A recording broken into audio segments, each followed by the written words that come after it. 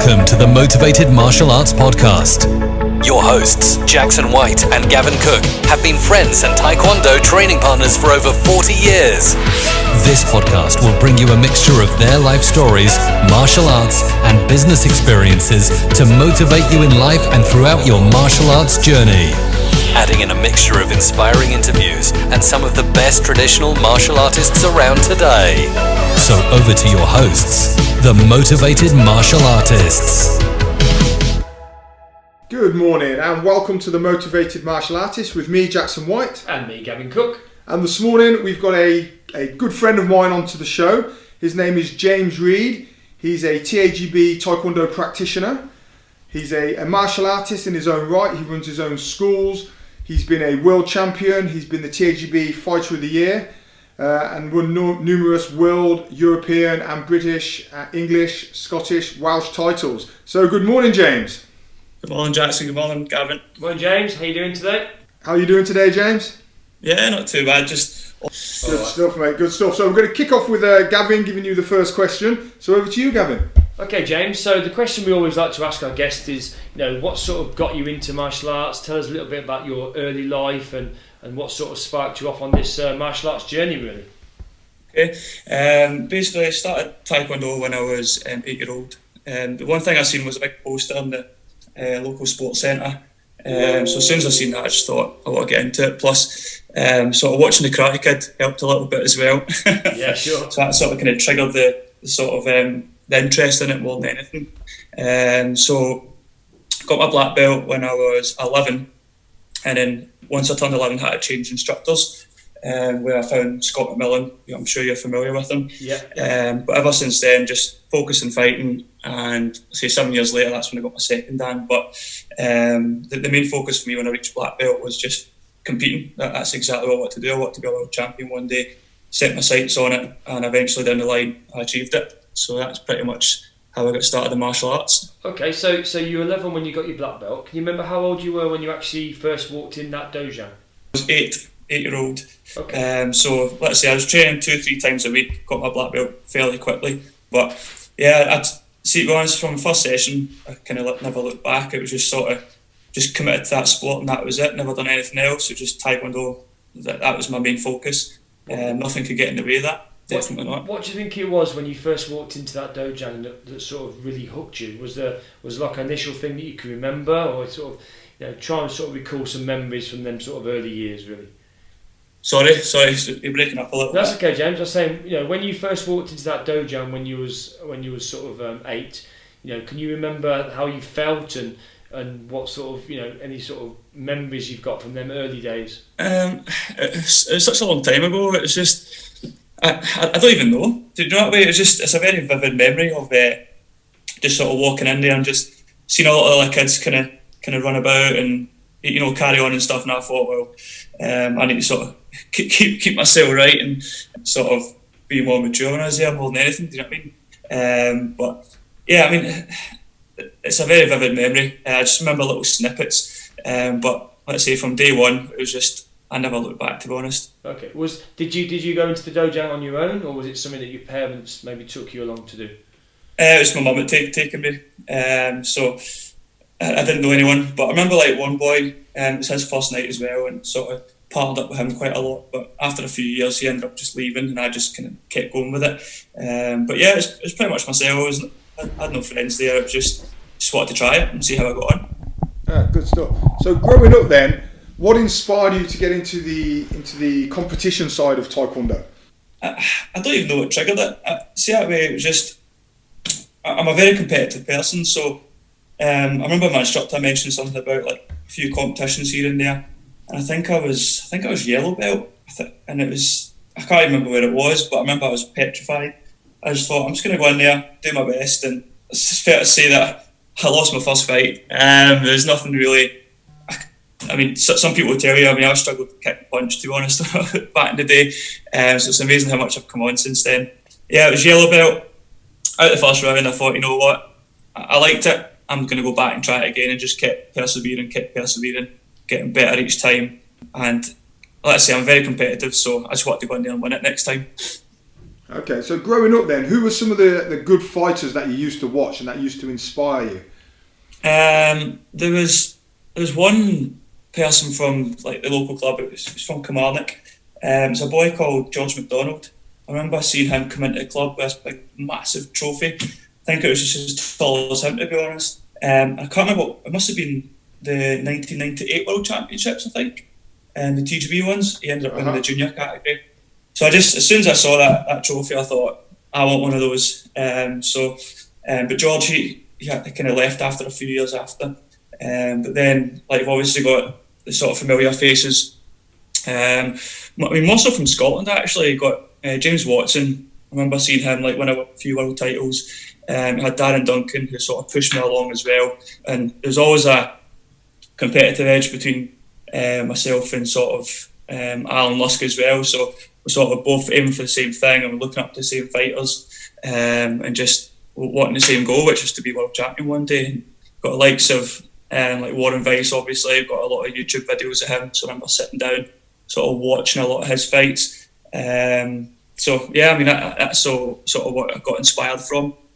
A few of these fighters. Has it always been sparring, James, or have you ever wanted to compete in patterns, or do you compete in patterns? Patterns is not my strong point, to be honest. Okay. I used to do patterns as a junior, so as soon as I moved up to adults, I just sort of changed my focus to fighting. That's what I wanted to sort of be world champion in, if you know what I mean, was just purely fighting. Patterns obviously serves a purpose, but for me it wasn't a competitive side. I just wanted to do that obviously to get through my gradings and stuff. But yeah, the main focus was just sparring for me. So I suppose it was a bit of a rush to get your black belt so you could compete in the black belt divisions and yeah, exactly. Yeah, exactly. Yeah. I mean, it's quite similar to me and Jackson when we was in our younger days. You know, so all we wanted to do was get our black belt just so we could get into the men's black belt division and start competing at that level, really. Yeah. I mean, it's a game changer going from colour belt to black belt. I mean, it's nice to say that you're a world champion sort of at colour belt, but the pinnacle of it is black belt. We need to win at black belt. That's it's the world champion is. Black belt men's division, isn't it? That you want to win at the end of the day. Yeah. So you say you're really competitive. Talk us a little bit about what sort of preparation you do for the events, for the competitions. So just my preparation for like a world championships or something? Yeah, well, just in general, like you say. I mean, you know, all sort of top fighters and top athletes, as you are, tend to do quite a lot of preparation before they go into any type of bout or situation. Just talk us a little bit about the sort of training that you put in and your sort of preparations before your fights. Like on the day, basically, yeah. So I kind of on the day and beforehand, yeah, either or. All right. Well, preparation for me is like one of the key things because. I mean, physically you have to be ready, mentally you have to be ready as well. But as my instructor always said, it's always 90% mental on the day and 10% physical because you should have put all that hard work in anyways on the build up to it. So it was always 12 weeks. I would always count back from the date of a competition, 12 weeks, and that's when my training would start. So each week I'd set myself a little goal. So whether it was like a kind of running goal, so I need to try and decrease my time each week. Obviously got weight loss goals because you need to make weight when it comes to fighting, and just visualising sort of being on the area and sort of knowing what you're going to do, knowing that you're going to be in control of the fight. So all these things come into play for me like over that 12-week period. Normally about 2 weeks before, sort of start to taper off a little bit, decrease the training, keep myself moving, and then just sort of get myself ready mentally more than anything. And then when it comes to the day of the competition, I wouldn't say I was superstitious, but like I always had this sort of same routine. I would sort of get all my gear in order. I would sort of clean everything up in the proper way. So, and then I would prepare all my food. So I'd have like my energy drinks, my sort of nutrition sorted in order, and then I'd always have like a big massive bottle of water as well. So I'd always sort of have everything ready because I knew if my equipment was ready and everything was in place, my mind could be ready to go on and fight and I wouldn't have to worry about anything else. Yeah, it's having that clear mind, isn't it? You know, I think so. I think you need to have clutter, so you've got a nice clear mind for the fight. I mean, it's for me. I remember always like before sort of stepping up in the mat, see how sometimes your temperature can rise quite a lot and you get a bit kind of sort of too hot, I used to always like to spray my face with cold water, and that used just always settle me and sort of clear my mind for some reason. Because it's like nerves kick in and stuff, but just that little spray of water just kind of cleared my mind, ready to go in there, ready to fight. Okay, you touched on sort of the visualization aspect of your fights. How important is that to you to actually put yourself in that position on the build up to, and imagine yourself in that position? Because we had Jonas on the show recently. You probably know Jonas. Have you ever? He's a good friend of mine. And he was a really big advocate of really taking that time out to relax and to actually put the visualization in. Obviously, pre-fight, Yeah, I mean, there's two ways of looking at it, and there's two ways I approach it. One is I know who I'm likely to come up against to fight. Do you know what I mean? So like back in the day, it was Tyrrell Bellamy and Andrew Deere. Those two are my sort of biggest nemesis. Good fighters. I tell you, they were some fighters. But I just remember like visualising fighting them. That when I was going out my runs, I used to always think, right, is Tyrrell running faster than me? Is Andrew running faster than me? Okay, cool. I mean, I can always remember running faster than you. Oh, Jackie, don't even start, man. I don't want to go off on a tangent, but I remember at Great Britain squads one time. I think it was like one of my first sessions. And I seen Jackie there, and I thought, who's this old man? I'm just going to partner up with him and sort of run circles around him. Boy, was I wrong. Jackie Senior or Jackie Junior? Jackie Junior. And I was like, I thought, this is going to be an easy session today. Nah, I was so wrong. So that's sort of like the visualising of having your competitors and sort of visualising being up against them and obviously try to beat them. But you've got the other aspect as well, which I was on about. It's basically just visualising being up in that mat and knowing what you're going to be doing. Because when you're up there, you need to control the fight. And for you to control the fight, you need to have a plan in place, like in your mind. So what you're going to do. For me, it was always getting my movement, try not to get hit, good counter-attacks, and just applying the pressure. That's what I visualise, putting the pressure on. Those combinations that I practice in training, I'll just run them through my head and just sort of visualise and hopefully win. That was sort of the thought process behind the game plan. Yeah, I mean, obviously we've watched you fight in numerous TAGB competitions, and one thing that sort of sticks out for me is your composure when you're fighting. You don't ever seem to get flustered. You seem to always sort of be in control of the fight. I think it's always important to have a level head when you step on the mat. See if you're going with like all this emotion of like I'm gonna knock this guy out or whatever it is, but however you think about that, you need to go in there both on a professional level. You need to go in level-headed and just knowing, again, you're saying keeping your composure, and that's me staying in control. Like if I'm sparring somebody and I can see them sort of getting a bit frustrated, I know I'm winning. Do you know what I mean? And I know I can capitalise on that. So as soon as they start getting that frustration, I'm like, right, here we go. It's time to up my level, up my game, and just sort of stay consistent with things and just keep the same game plan. Don't change anything if it's working. Yeah, I mean, how's your rivalry with Jimmy Watson? Sorry? How's the rivalry with Jimmy Watson? How's the rivalry between you and Jimmy? Oh, I mean Jimmy. Because I mean, just going back to that being composed. I mean, I know I watched you at the last World Championships. Right. Because obviously I was in the final against James Watson. For both the continuous and the points, not sparring. But obviously sparring Jimmy in the final of the points. If you were watching it, obviously he'd take his stuff off. He's about to walk away, and I was just that's it. I was just like, I'm not going to raise to it, I'm not going to react to it. I says, whatever happens, happens. And obviously ended up sort of getting the final point at the end. But it was a close match-up, but got him in a continuous the next day. So I was happy to get that continuous world title again. That was more important to me, the continuous one. Okay then, James. So talk us through maybe some of your hardest fights. Who have been your hardest opponents? Hardest opponents? Let me think. Definitely Tyrrell Bellamy. I think it was the year I won my first world title in 2013. I think I fought Tyrrell about 5 or 6 times. He beat me every single time. And then it came to the Welsh Championships. Managed to edge a win against him in the final. and I just knew from the Worlds, facing him in the final again, I just had to do the same thing again. But he was one of the toughest guys. It was just like, I don't even know what was hard. It's just because I couldn't suss him out. Do you know what I mean? It was hard to figure him out as a fighter. I would just throw all these different sort of techniques. You weren't always getting the same with him. Yeah, slippery. Really slippery, wasn't he? You know, so he was so technical. I mean, that front leg of his, trying to get past that was the biggest barrier. But once I knew how to get past his front leg, it was just sort of all these options and all these answers opened up to me. And Andrew Deere, I never had the pleasure of beating Andrew, but before he left, obviously, for the Great Britain team, in the WTF style. He was definitely one of the toughest fighters. Try to think who else. I mean, even Jimmy Watson. I mean, I fought him a handful of times.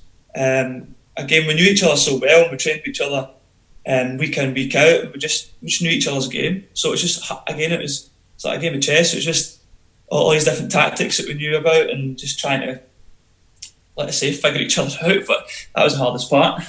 So talk us through some of the titles that you currently hold or have held in over the last sort of 5 years or so. Basically, I won my first world title in 2013, and I've won 3 consecutive world titles in total. So it's been 2013 continuous, 2016 continuous, and 2018 continuous. But won a point stop world title in 2013 as well. So it's 4 altogether. European Championships, I think it was Poland. That was in 2017 maybe. Picked up the triple there, so I got gold in the point stop continuous and in the men's team as well, which was one of the best moments for me in my Taekwondo career.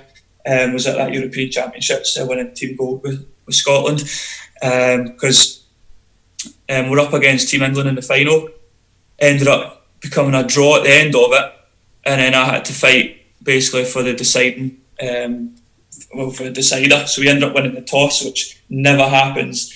So I remember that, yeah. But it's funny because we won the coin toss, and I just kind of looked at Kenny Walton's face, and he's like, "Oh no." So I just thought, right, I'm picking myself here because. Can you remember who you fought in that competition in that final deciding round, James? Yeah, it was Adam Brown. Ended up fighting. And because I'd already fought him sort of only a few minutes before that, if you know what I mean. So I thought I'll just put myself up against him again.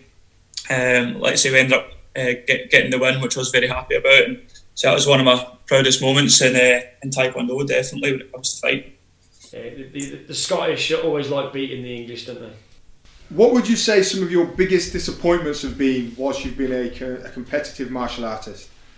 My biggest disappointment? Yes. That's a tough question. I'm trying to think now.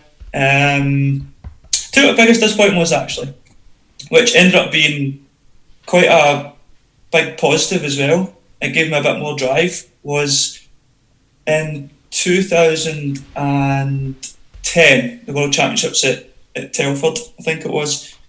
I basically fought Alan Jackson first round in individuals, and at that point it was only continuous at the world point stop, but ended up getting beat first round of the World Championships 2010, and I just remember thinking to myself, like, putting all that time, all that effort, all that work in, and like I said previously in one of the other questions, was like I put a good 3 months of solid training in, sure, to then step up to the mat and literally have 4 minutes of a World Championships for me. It was just like, I just remember like fought the tears back a little bit, to be honest. Just thinking I put all this work in and then just to get put in the first round. And sometimes, see how things, when it comes to competing, things aren't always in your control. And one of the things you can't control was the referees and the judges. Do you know what I mean? You obviously can't control your opponent as well to a certain point. However, I mean, for me, I didn't think it was the fairest of decisions. Okay. But like looking back on it now, it's like, I wouldn't say it was a lesson. It was more of, right, I need to, like, what could I have changed in that? Because any sort of bad performance I have, even a good performance, I look back on it and go, right, what could I have done better? What did I do well? What do I need to work on for the next 6 months, 12 months, whatever it is? And the one thing that stood out for me was just not making it as convincing a win as it should have been. Yeah. So basically, going there, your first round should have been thinking of it as if it was a final. Do you know what I mean? It's all about that mentality. So I would say that was probably one of my biggest disappointments in Taekwondo, was just getting put out in that first round. But then look at it 3 years on, ended up winning it. So I think in a way... Do you know what, James? It's funny you should say that, because in that same championships, I lost in my first round. So we should have found each other and hugged each other and let the tears flow. Jackie, I would have been open arms for you, man, I'm telling you. It was quite, it would have made me feel better. I think actually the middleweight division that year was split, wasn't it? Yes, it was split. Yeah, so you were on the other square and I was on the opposite square with and I come up against James McGinn. And all year I've beaten him. I know, but I was just about to mention James McGinn there, because see the British Championships the same year. I beat him in the final of the British Championships, and I was just like, it was sort of justice for me. I was like, right, that's it. I can put that sort of in the past now. I beat the world champion this year. Let's do it actually at World Championships in the next one. Do you know what I mean? So, but I remember that competition really well. If it's any consolation, James, while you were crying your tears away because you lost in that round, I got my nose broken by James McGinn in the second round. So, if that's any consolation, I had to go to the hospital and get it recauterized and straightened. That deadly reverse punch of us. It's those experiences that make you a stronger person at the end of the day. You know what I mean? It's just you go in it. You can't complain. You just have to take on the chin, move on, move forward, look at your next goal. Do you know what I mean? Sure, and I think that's the mentality of all professional, or good sports people and business people. You take the knocks, and that's what martial arts teaches you at the end of the day, doesn't it? It's like anything, isn't it? You have your ups and your downs, and you just got to roll with the punches sometimes and just get on with it. As much as it sounds like not bad, but you're always going to have good experience, bad experiences. It's just how you harness that and channel it into the right sort of into the right way. Do you know what I mean? Yeah, no, absolutely. I think it's good for you, as obviously now you're an instructor. Obviously now you're sort of a role model to your club, to have that mentality and to be able to tell your club about some of the upsets that you've had, because so many of the youngsters these days they expect to win at everything, and they'll maybe start Taekwondo, they'll go and do their first competition, they might drive all the way down to Worcester, wherever it's being held, do their first competition, they lose, and that's it. You'll never see them again at a competition. It's like, well, I'm not doing that again. Where having had those disappointments, you've got to obviously speak to your club about it and sort of say, well, this is what happens, and this is the reality of competitions. You're never going to win your first few. I know it's like these days. It's like it seems that, especially at schools, like they're saying like everyone's a winner. And you know what? I think it's important for us as Taekwondo instructors is to let the kids know that you're going to win some, you're going to lose some. Yeah. At the end of the day, it's reality. Do you know what I mean? Think of it when they're older, when they're going for a job, and like they go to a job interview and they don't get the job. It's like they're just going to give up. Do you know what I mean? So I think it's important for us to pass that message on to the kids these days and just say, you know what, you might win some, you might lose some, but it's how you sort of take that and how you're going to use it to get yourself better. I think that's the right mentality to sort of pass on to the kids. Do you know what I mean? Especially in this day and age where everything's getting a bit too soft and everything's a bit too easy for a lot of people these days. And that's why martial arts is a great thing, because you've got those challenges in front of you and you have to get past those hurdles. That's the way I look at it. I think it's a good analogy that you're using with the job interview thing, because I say that to my students. I say, when you guys eventually get to a point and you go for a job interview, one person gets it, the other 5 that apply, they don't get medals for turning up, do they? You know what I mean? Which is what this participation medal. Life that the kids. It's nice to have a pat. It's nice to have a pat in the back, but it's end of the day, if you're in a competition, you have to win gold. Do you know what I mean? That's what you want. That's what you're aiming for. And if you don't get it, you just got to work harder. It's simple as that. Absolutely. Okay, so moving on from the fighting then. So you've retired from a very successful fighting career, relatively early. Do you think we might see a comeback into the competitive arena? To be honest, no. There's a few reasons why I retired from fighting. One is I've got really bad hips, and I think I got diagnosed with a double hip impingement, and I got a labral tear on my left hip as well. Okay. So I got to a stage, 2016, won the Worlds, and I thought, I'm done. I just knew, I thought, in my head, I've had enough of this. I can't go on with the pain after every single session that I do. And I was sort of mentally exhausted as well with it all. However, in 2016, I got the TGB captaincy. Yeah. So I thought to myself, you know what, I'm going to have to step up, going to have to keep going. Because obviously that's a big responsibility to have and such an accolade, to achieve. And I thought, I'm just going to embrace it and just continue fighting for another couple of years and just see how things get on. But ultimately, just, let's say, my hips just kept letting me down. It was getting to a point where I was just in pain even walking. I wanted to avoid surgery. I want to avoid surgery as much as I can. So the one solution to that was just stop putting my hips through that range of motion, stop having the pressure through the hips all the time. And when it came to 2018, I set myself a sort of goal was, if I win this one, I'm hanging the gloves up. I'm just going to sort of focus on my clubs a bit more and try and start getting my students sort of up to that sort of standard, that sort of level.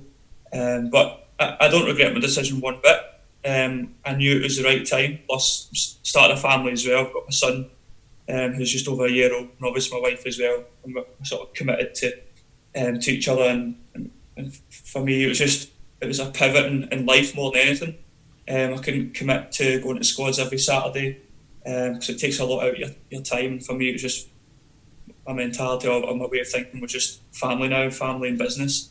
That's it. And it's been a great change. I mean, that's me 2 years now since I last competed. And like I say, I'm loving just sort of that change of life just now.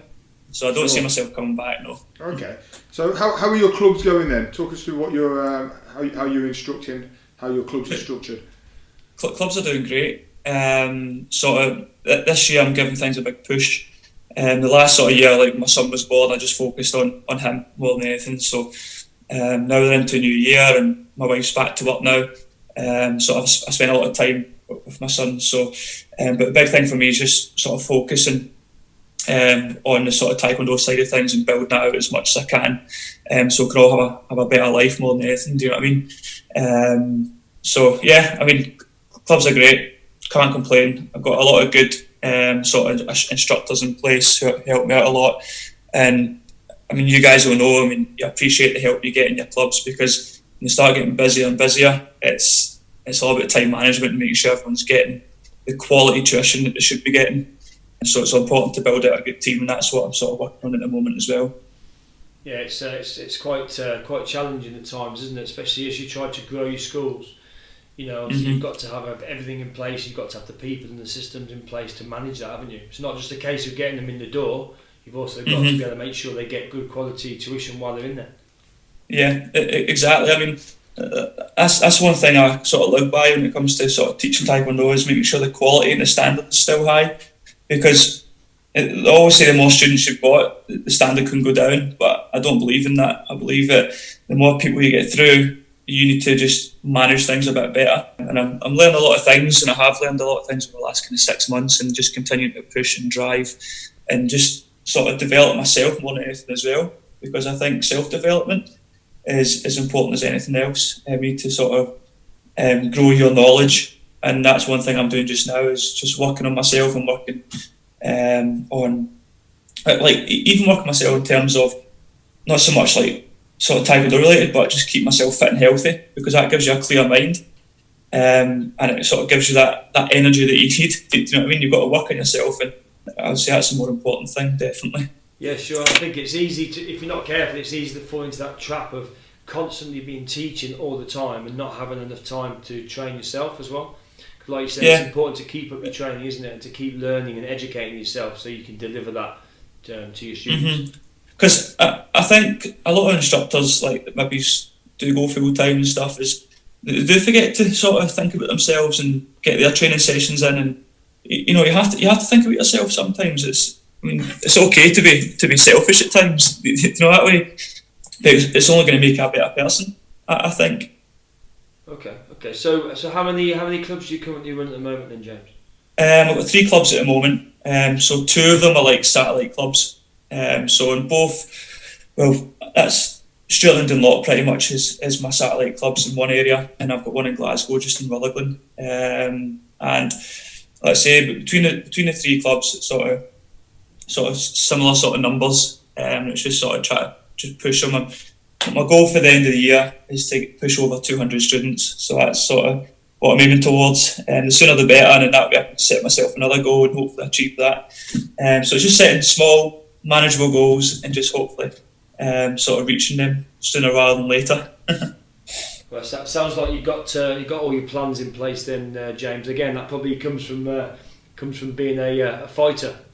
Yeah, I think if you don't have a plan, then how do you know where you're going? Do you know what I mean? It's like you need to have someone in place so you know the steps you need to take. If you don't know the steps you need to take, you'll never get there. So let's say I'm making a lot of changes this year, hopefully for the better. Hopefully I'll reach goals that I've sort of set myself out to achieve. That sounds fantastic. So one question, James, we're going to wrap up in a minute, but one question we always ask our guests, what advice would you give to a younger self, now you're a little bit more mature and more experienced in martial arts? The one thing I'd say from a training sort of competitive side of things is, like, I never did sort of strength work.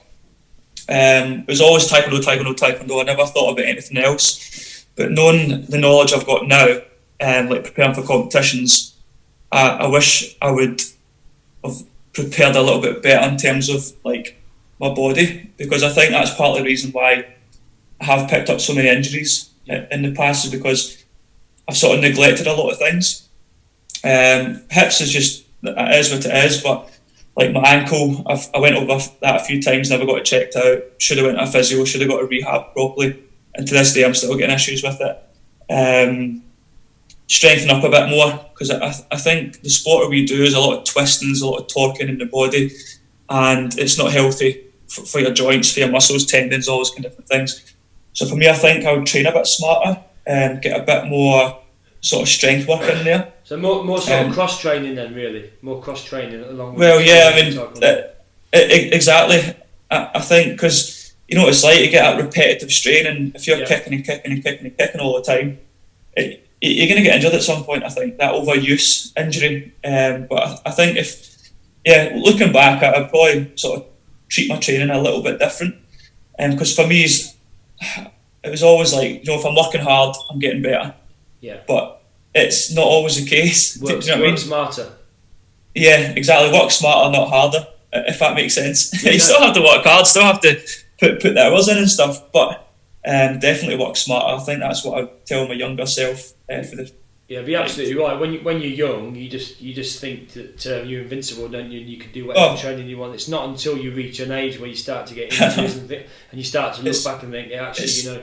But I think you know, obviously myself and Jackie are a bit older than you, so I suppose our advice to, you know what I mean, it's obviously, you know, someone, an instructor your age would be like, you know, to make sure you going forward, you still make sure you can do your strength and your conditioning and preserve your body. I think that's the key, isn't it? Because, you know, if you want to be teaching into your 70s, you know, if you're constantly doing high kicks and axe kicks and jumping kicks and, you know, in your classes as well, it does take its toll, doesn't it? So because that's things like when I'm teaching a lot of time, you just throw your leg up and kick the pad and you're like, well, I've not warmed up, not stretched properly. You know, that's only going to result in injury. So it's even teaching smarter as well. You know, it's so easy as an instructor. You go into like a village hall, or you go into your dojo, or wherever you're training, and all of a sudden there's people waiting for you. They're all warmed up. You're not warmed up because you've maybe gone rushing in from another job or from another class, and all of a sudden you start holding your leg out there and you're working your flex or whatever, and you're not warmed up and you're totally unprepared, aren't you? And I had the same problem. I had an inflamed hip a couple of years ago, like a tendonitis, and the physio was like, it's down to, you know, constantly kicking when you're not warmed up properly, you know. So I had to I had to try and adjust my teaching, you know, to make sure that wasn't going to be an ongoing problem. I think I've had to do the same as well. I mean, it's getting sort of some of your students to demonstrate for you instead of you doing it. Yeah. Because, like I say, they're already warmed up, they're already stretched off and stuff. And you don't always have to be the person doing it. That's one thing I've learned as well. You don't always have to be the person standing up there doing the kicks, because you've got loads of kind of younger guys who are sort of got a lot of talent in martial arts as well. So why not use them for an example? Do you know what I mean? Yeah, absolutely. It's and then other kind of members can sort of look up to them and say, "Oh, I want to be like him one day." Do you know what I mean? Not like I'm not old yet, you know what I mean, but not like a sort of cripple like me with bad hips and stuff. Brilliant. Okay then, James, mate, it's been an absolute pleasure having you on and listening to thanks some for of having your us. really good insight. Yeah, hope I get some good messages across to a lot of guys who are listening. No, I'm sure you will, mate. Even if I pick up one little thing, I'll be happy. Yeah, well, you've been an inspirational fighter for most of the next generation for the last 10 years, so I'm sure they'll all be pleased to hear your story. And certainly on the Motivate Martial Artists Facebook page, a lot of people have been asking to hear your story, James. So I'm sure you do good. Okay, brilliant. All right, buddy, take care. I hope you enjoyed this week's episode, and don't forget to subscribe to the podcast on your listening platform. It would be awesome if you could also leave us a review. We really appreciate your valued feedback.